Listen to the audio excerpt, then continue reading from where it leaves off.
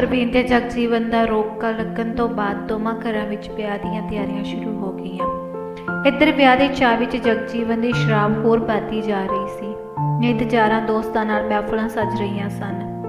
Doctor ਸਾਹਿਬ ਉਸ ਨੂੰ ਬਥੇਰਾ ਸਮਝਾਉਂਦੇ, ਪਰ ਉਹ ਕੋਈ ਨਾ ਕੋਈ ਬਹਾਨਾ ਮਾਰ ਕੇ ਬਾਹਰ ਨਿਕਲ ਜਾਂਦਾ। ਡਾਕਟਰ ਸਾਹਿਬ ਵੀ ਜ਼ਿਆਦਾ ਕਹਿਣ ਤੋਂ ਡਰਦੇ ਸਨ, ਕਿਉਂਕਿ ਉਹ ਤਕਰੀਬਨ ਹਰ ਵੇਲੇ ਨਸ਼ੇ ਵਿੱਚ ਰਹਿੰਦਾ। ਉਸਦੇ ਦੋਸਤ ਉਸ ਦੀਆਂ ਤਾਰੀਫਾਂ ਦੇ ਪੁਲ ਬਣ ਕੇ ਉਸ ਨੂੰ ਹਵਾ ਦਿੰਦੇ ਰਹਿੰਦੇ ਤੇ ਇਕੱਠੇ ਹੋ ਕੇ ਗਾਉਣ ਲੱਗਦੇ, ਤੇਰੇ ਜੈਸਾ ਯਾਰ ਕਹਾਂ। ਤੇ ਜਗਜੀਵਨ ਵੀ ਅੱਗੋਂ ਗਾਣੇ ਵਿੱਚ ਹੀ ਜਵਾਬ ਦਿੰਦਾ, ਜਾਰੀ ਜੱਟ ਦੀ ਤੂਤ ਦਾ ਮੋਸਾ, ਕਦੇ ਨਾ ਬਚਾ ਲੋ ਟੁੱਟਦੀ। ਤੇ ਸਭ ਉੱਚੀ ਉੱਚੀ ਗਾਉਣ ਲੱਗ ਜਾਂਦੇ। ਵਿਆਹ ਦਾ ਦਿਨ ਕਰੀਬ ਆ ਗਿਆ। ਪ੍ਰਵੀਨ ਨੂੰ ਨਵੇਂ ਘਰ ਜਾਣ ਦਾ ਚਾਅ ਵੀ ਸੀ ਤੇ ਘਬਰਾਹਟ ਵੀ। ਆਪਣੀ ਅਧੂਰੀ ਪ੍ਰੇਮ ਕਹਾਣੀ ਤੋਂ ਬਾਅਦ ਹੁਣ ਉਹ ਚੰਗੇ ਦਿਨਾਂ ਲਈ ਆਸਵੰਦ ਸੀ। ਉਸਨੇ ਸਾਰੀ ਸ਼ਾਪਿੰਗ ਜਲੰਧਰ ਤੋਂ ਹੀ ਆਪਣੀ ਭੈਣ ਲਵਨੀਨ ਨਾਲ ਕੀਤੀ। ਪ੍ਰਵੀਨ ਤੋਂ ਜ਼ਿਆਦਾ ਚਾਅ ਤਾਂ ਲਵਨੀਨ ਨੂੰ ਸੀ। ਉਹ ਆਪਣੀ ਭੈਣ ਨੂੰ ਹਮੇਸ਼ਾ ਖੁਸ਼ ਦੇਖਣਾ ਚਾਹੁੰਦੀ ਸੀ। ਲਵਨੀਨ ਤੇ ਅਮਿਤੋਜ ਮਿਲ ਕੇ ਪ੍ਰਵੀਨ ਨੂੰ ਛੇੜਦੇ, ਦੀਦੀ ਸੱਪ ਵਿੱਚ ਇੱਕ ਸੱਸਾ ਹੁੰਦਾ ਤੇ ਸੱਸ 'ਚ ਦੋ। ਤੇਰੀ ਸੱਸ ਤਾਂ ਵੇਖਣ ਨੂੰ ਵੀ ਬੜੀ ਤੇਜ਼ ਲੱਗਦੀ ਆ। ਲਵਨੀਨ ਉਸ ਨੂੰ ਛਡਾਉਂਦੀ ਤਾਂ ਪ੍ਰਵੀਨ ਹੱਸ ਪੈਂਦੀ। ਇਸ ਤਰ੍ਹਾਂ ਘਰ ਵਿੱਚ ਬਹੁਤ ਖੁਸ਼ਨੁਮਾ ਮਾਹੌਲ ਸੀ। ਰਿਸ਼ਤੇਦਾਰਾਂ ਦਾ ਵੀ ਆਉਣਾ ਜਾਣਾ ਸ਼ੁਰੂ ਹੋ ਗਿਆ।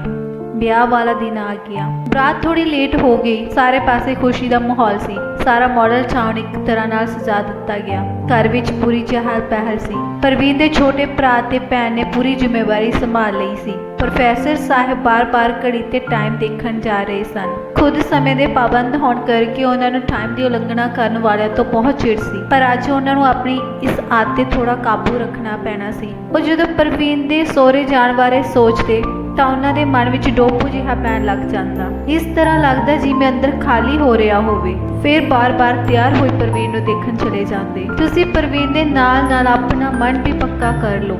ਧੀਆਂ ਤਾਂ ਪਰਾਇਆ ਧਨ ਹਨ, ਉਹਨਾਂ ਇੱਕ ਦਿਨ ਆਪਣੇ ਘਰ ਜਾਣਾ ਹੀ ਹੁੰਦਾ। ਪ੍ਰਵੀਨ ਦੀ ਮਾਂ ਨੇ ਪ੍ਰੋਫੈਸਰ ਸਾਹਿਬ ਦੀਆਂ ਅੱਖਾਂ ਦੇ ਅੱਥਰੂ ਦੇਖ ਕੇ ਕਿਹਾ, ਮੈਨੂੰ ਸਭ ਪਤਾ, ਪਰ ਬਾਪ ਆਣਾ। ਪ੍ਰੋਫੈਸਰ ਸਾਹਿਬ ਅੱਗੋਂ ਕੁਝ ਨਾ ਬੋਲ ਸਕੇ ਤੇ ਤੇਜ਼ੀ ਨਾਲ ਪੌੜੀਆਂ ਉਤਰ ਗਏ। ਪੂਰੇ 12 ਵਜੇ ਦੂਰੋਂ ਬੈਂਡ ਬਾਜੇ ਦੀ ਆਵਾਜ਼ ਆਈ। ਸਾਰੇ ਰਿਸ਼ਤੇਦਾਰ ਤੇ ਮਹਿਮਾਨ ਦਰਵਾਜ਼ੇ ਵੱਲ ਹੋ ਤੁਰੇ। ਕਲੋਨੀ ਦੇ ਗੇਟ ਤੋਂ ਲੈ ਕੇ ਪ੍ਰੋਫੈਸਰ ਸਾਹਿਬ ਦੇ ਘਰ ਤੱਕ ਚੂਨੇ ਨਾਲ ਨਿਸ਼ਾਨਦੇਹੀ ਕੀਤੀ ਸੀ। ਕਿਤੇ ਕਿਤੇ ਵੈਲਕਮ ਲਿਖਿਆ ਸੀ। ਪ੍ਰਵੀਨ ਨੂੰ ਆਵਾਜ਼ ਸੁਣ ਕੇ ਹਿਲਾਉਣਾ ਜਿਹਾ ਮਹਿਸੂਸ ਹੋਇਆ, ਜਿਵੇਂ ਪੂਰੇ ਸਰੀਰ ਨੂੰ ਕੰਬਣੀ ਛਿੜ ਗਈ ਹੋਵੇ। ਉਸਨੇ ਆਪਣੀ ਸਹੇਲੀ ਤੋਂ ਪਾਣੀ ਮੰਗਿਆ। ਇੱਕੋ ਸਾਹੇ ਪਾਣੀ ਦਾ ਗਲਾਸ ਪੀ ਗਈ। ਉਹ ਉਤਸ਼ਾਹਿਤ ਹੋਣ ਦੇ ਨਾਲ-ਨਾਲ ਘਬਰਾਈ ਹੋਈ ਵੀ ਸੀ। ਇੰਨੀ ਤਾਂ ਮੈਂ ਕਦੇ ਪੇਪਰਾਂ ਵਿੱਚ ਨਰਵਸ ਨਹੀਂ ਹੋਈ ਜਿੰਨੀ ਹੋਣਾ। ਉਸਨੇ ਆਪਣੇ ਮੱਥੇ ਤੇ ਆਏ ਪਸੀਨੇ ਨੂੰ ਪੂੰਝਦਿਆਂ ਆਪਣੀਆਂ ਸਹੇਲੀਆਂ ਨੂੰ ਕਿਹਾ। ਸਹੇਲੀਆਂ ਉੱਚੀ-ਉੱਚੀ ਹੱਸਣ ਲੱਗ ਪਈਆਂ। ਜੀਜੂ ਨਾਲ ਰਾਤ ਕਿਵੇਂ ਗੁਜ਼ਰੀ ਸਾਨੂੰ ਜ਼ਰੂਰ ਦੱਸੀ।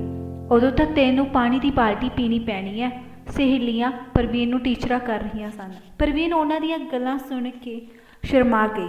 ਇਹ ਤਾਂ ਸੀਕ੍ਰੇਟ ਹੁੰਦਾ, ਪ੍ਰਵੀਨ ਨੇ ਸ਼ਰਮਾਉਂਦੀ ਨੇ ਕਿਹਾ। ਸਹੇਲੀਆਂ ਤੋਂ ਕੋਈ ਓਲਾ ਨਹੀਂ ਰੱਖਣਾ ਚਾਹੀਦਾ। ਸ਼ੇਅਰ ਕੀਤਾ ਤਜਰਬਾ ਵੱਧਦਾ ਹੈ। ਸਾਰੇ ਕਮਰੇ ਵਿੱਚ ਹਾਸਾ ਖਿਲਰ ਗਿਆ। ਬਰਾਤ ਜਦੋਂ ਹੋਰ ਨੇੜੇ ਆਉਂਦੀ ਪ੍ਰਤੀਤ ਹੋਈ ਤਾਂ ਸਭ ਸਹੇਲੀਆਂ ਰੀਬਨ ਕਟਾਈ ਦੀ ਰਸਮ ਲਈ ਗੇਟ ਵੱਲ ਨੂੰ ਤੁਰੀਆਂ। ਜਗਜੀਵਨ ਨੇ ਸੁਨਹਿਰੀ ਰੰਗ ਦੀ ਸ਼ੇਰਵਾਨੀ ਪਹਿਨੀ ਹੋਈ ਸੀ। ਸਿਰ ਤੇ ਮੈਰੂਨ ਕਲਰ ਦੀ ਪੱਗ ਤੇ ਸਿਹਰਾ ਤੇ ਕਲਗੀ ਜੜੇ ਹੋਏ ਸਨ। ਰੱਬ ਨੇ ਉਸ ਨੂੰ ਕੱਦ-ਕਾਠ ਤੇ ਰੰਗ ਰੂਪ ਵੀ ਬਹੁਤ ਸੋਹਣਾ ਦਿੱਤਾ ਸੀ। ਉਹ ਕਿਸੇ ਰਾਜਕੁਮਾਰ ਨਾਲੋਂ ਘੱਟ ਨਹੀਂ ਸੀ ਲੱਗ ਰਿਹਾ। ਉਸਦੇ ਯਾਰ ਦੋਸਤ ਉਸਦੇ ਕੰਨ ਵਿੱਚ ਕੁਝ ਨਾ ਕੁਝ ਕਹੀ ਜਾ ਰਹੇ ਸਨ। ਉਹ ਕਿਸੇ ਹੰਥੀ ਵਾਂਗ ਝੂਲਦਾ ਜਾ ਰਿਹਾ ਸੀ।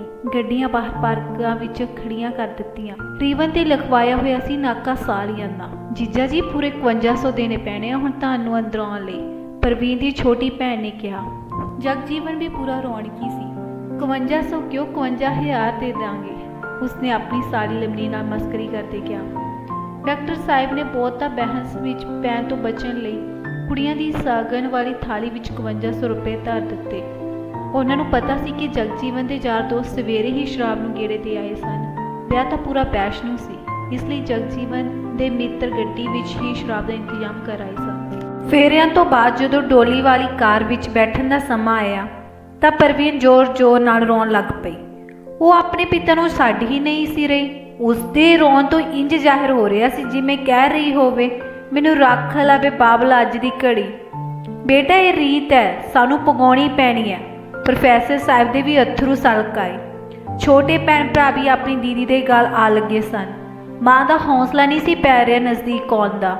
ਹੌਸਲਾ ਕਰਕੇ ਮਾਂ ਨੇ ਸਿਰ ਤੇ ਪਿਆਰ ਦੇ ਕੇ ਗੱਡੀ ਵਿੱਚ ਬੈਠਣ ਦਾ ਇਸ਼ਾਰਾ ਕੀਤਾ। ਪ੍ਰਵੀਨ ਹੁਣ ਪਰਾਈ ਹੋਣ ਜਾ ਰਹੀ ਸੀ। ਗੱਡੀ ਵਿੱਚ ਪਿੱਛੇ ਮੁੜ ਕੇ ਪ੍ਰਵੀਨ ਦੂਰ ਤੱਕ ਆਪਣੇ ਪਰਿਵਾਰ ਨੂੰ ਤੱਕਦੀ ਰਹੀ। ਜਗਜੀਵਨ ਨੇ ਮੋਢੇ ਤੇ ਹੱਥ ਰੱਖ ਕੇ ਉਸ ਨੂੰ ਹੌਸਲਾ ਦਿੱਤਾ। ਪੂਰੇ ਰਾਹ ਉਸਦੀਆਂ ਸਿਸਕੀਆਂ ਬੰਦ ਨਹੀਂ ਸੀ ਹੋਈਆਂ। ਘਰ ਪਹੁੰਚਣ ਤੇ ਪੂਰੇ ਸਾਗਨ ਵਿਹਾਰ ਕੀਤੇ ਗਏ। ਆਂਢ ਗੁਆਂਢ ਤੋਂ ਔਰਤਾਂ ਡਾਕਟਰ ਸਾਹਿਬ ਦੇ ਘਰ ਨਵੀਂ ਵਿਆਹੀ ਵਹੁਟੀ ਦੀ ਝਲਕ ਦੇਖਣਾ ਪਹੁੰਚ ਗਈਆਂ। ਕੁੜੀ ਤਾਂ ਚੰਨ ਦਾ ਟੁਕੜਾ ਏ। ਜਗਜੀਵਨ ਦੇ ਤਾਂ ਭਾਅ ਖੁੱਲ੍ਹ ਗਏ।